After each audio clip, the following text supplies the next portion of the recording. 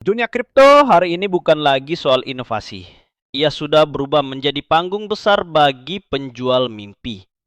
Yang dijual bukan teknologi, tapi narasi. Yang dipamerkan bukan transparansi, tapi ilusi. Kelas-kelas kripto tumbuh bukan karena kebutuhan edukasi, tapi karena pasar bodoh yang lapar shortcut. Dan pasar itu adalah lu. Setiap hari lu lihat iklan kelas harga jutaan diklaim sebagai jalan pintas menuju kebebasan finansial. Disertai testimoni murahan yang sengaja dikemas dramatis. Dari pengangguran jadi miliarder hanya dalam 2 minggu. Lu tahu itu bohong, tapi lu tetap daftar.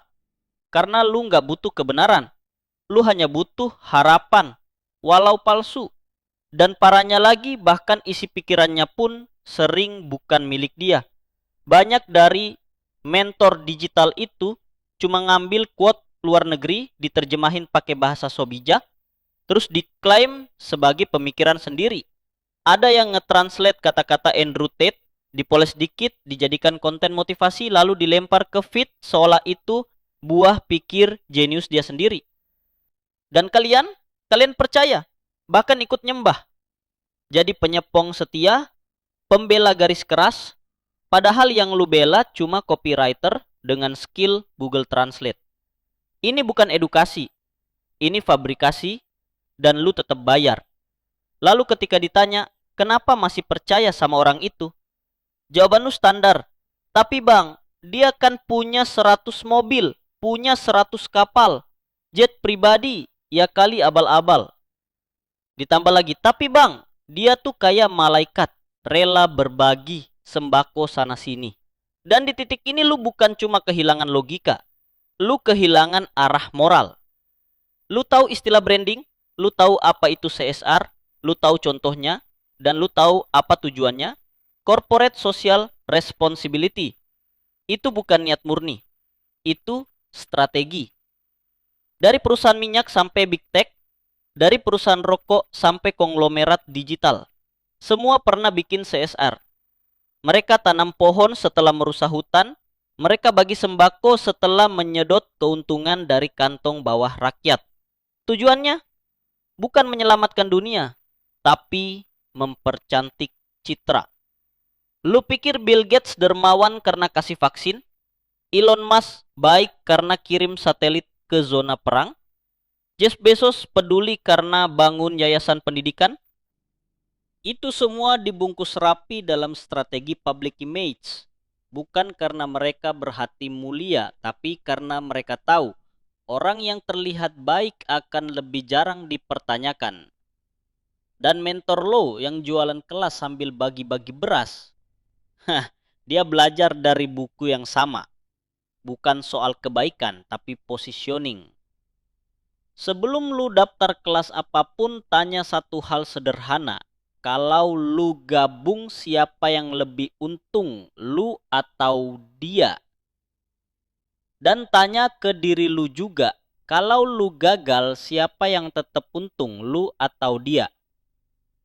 Tapi bang, gue dapet ilmu kok, gue dapet hikmah kok. Terus kalau cuma itu yang lu cari, ngapain lu pilih jalan yang mahal? Jangan pernah terkecoh oleh harga. Kelas yang mahal belum tentu berisi ilmu yang sepadan. Dan kelas yang murah bukan berarti nggak punya value.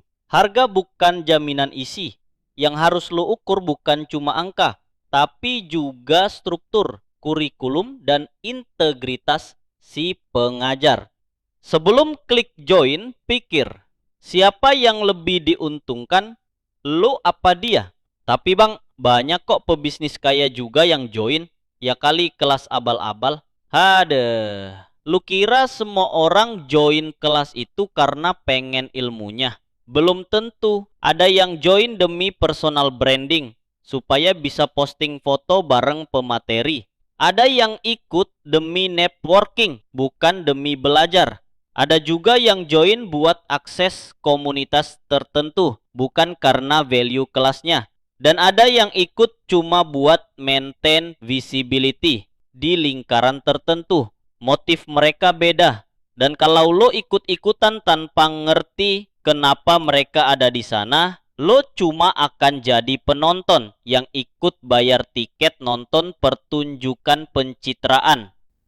Jangan beli karena harga, jangan percaya karena testimoni, jangan ikut karena euforia. Lihat isinya, ukur niatnya, dan paling pentingnya, tanya ke diri lo sendiri. Lu daftar buat belajar atau buat merasa dekat sama mimpi yang gak pernah lu jalanin sendiri? Karena kalau lu pikir ini cuma terjadi di kelas kripto, lu salah besar. Formatnya sama dipakai di mana-mana. Kelas leadership, kelas digital marketing, kelas bisnis properti, kelas jadi founder. Mereka semua memakai struktur yang sama. Pertama, personalisasi cerita dari nol, miskin, ditinggal atau gagal. Kedua, naikin status, sekarang sukses, bebas finansial, jalan-jalan ke Dubai atau semacamnya. Ketiga, jual solusi berbayar, kelas online, komunitas eksklusif atau e-book bonus supaya lu bisa mengikuti jejaknya. Terakhir, tutup dengan ancaman halus. Yang gagal itu karena nggak serius. Buktinya banyak yang berhasil kok. Ini bukan hal baru. Ini hanya propaganda lama dengan baju kekinian. Isi kelas-kelas itu sebagian besar adalah materi daur ulang yang bisa lu akses gratis kalau lu mau sedikit usaha. Tapi lu gak mau, lu maunya disuapi, makanya lu jadi target empuk. Bukan karena lu korban, tapi karena lu malas, dan kemalasan adalah komoditas paling mahal di pasar ini. Mentor-mentor yang lu idolakan itu bukan pengajar, mereka marketer, mereka bangun persona, bukan reputasi. Yang mereka kejar bukan keberhasilan murid, tapi konversi penjualan. Dan lo secara sadar membiarkan diri lo jadi bagian dari mesin tipu daya itu. Grup VIP, sinyal harian, akses early jam, semuanya hanya pintu masuk untuk menutup logika lo dengan ekspektasi. Ketika loss, lo diminta sabar. Ketika nyangkut, lo dibilang belum waktunya. Dan ketika rugi total, lo malah disalahkan karena kurang disiplin. Sementara itu si pemilik kelas tetap posting hasil trading, tetap jual tiket batch baru, dan tetap hidup dari kegagalan lo. Kripto adalah teknologi, tapi lo memperlakukannya sebagai kasino. Dan ironisnya, lo lebih percaya influencer bermuka manis daripada data, white paper, dan dokumentasi teknikal. Tapi karena lo orang Indonesia yang hobinya jadi budak algoritma, lo lebih suka percaya sama apa yang lo lihat ketimbang berpikir kritis terhadap apa dan kenapa orang melakukan serangkaian hal itu. Padahal semua yang lo butuhkan ada di sana. Tapi lo lebih tertarik pada suara yang secara halus membentuk stigma kekayaan instan di otak lo. Meskipun gak pernah benar-benar janjiin apa-apa secara eksplisit. Dan itu disengaja supaya suatu hari ketika lu rugi, mereka bisa bilang, kan gue gak pernah nyuruh lu buy atau sell. Escape-nya udah disiapin dari awal. Lu digiring tapi lu yang disalahin. Selama lu masih berpikir bahwa edukasi bisa dipercepat lewat gaya hidup palsu, testimoni dibayar, dan bungkusan kebaikan palsu, lu akan terus nyangkut. Bukan di market, tapi di kebodohan yang lu pelihara sendiri. Dan sebelum lu daftar kelas berikutnya, ingat baik-baik, yang ngajarin lu bisa gagal berkali-kali, tapi selama lu tetap bayar, dia nggak pernah rugi.